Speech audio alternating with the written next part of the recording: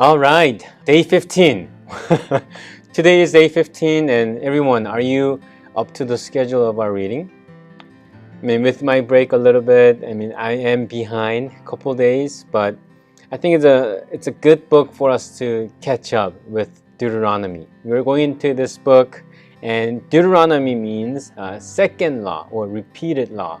So it's a good time for us to catch up with the meaning of the book, as well as it is a second reading of the law that God has given us.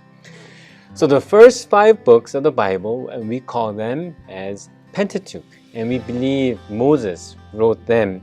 So Deuteronomy is the 5th book, and it is composed of small and short speeches by Moses. It's like a farewell address to the people of Israel right before he passed away.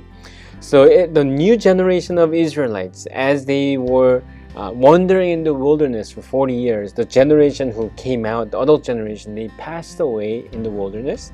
And the younger generation, they were wandering with their parents in the wilderness, and they are just now at the plains of Moab, right across the Jordan River, just about to go into the promised land. And Moses, he shares and he teaches, and reading of the second law again.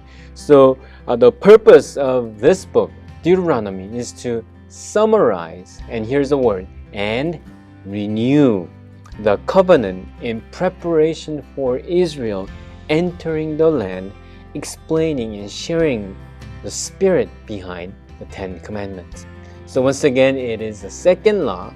Okay, it's time to catch up, you guys, all the Israelites. As your second generation, this is the law that your parents have received, and Moses reminds them, explains them, and shares and summarizes and renews the covenant through this book. So everyone, have this in mind as you read the book of Deuteronomy. One God, one people, one temple or sanctuary, or here in this case is one tabernacle, and one law.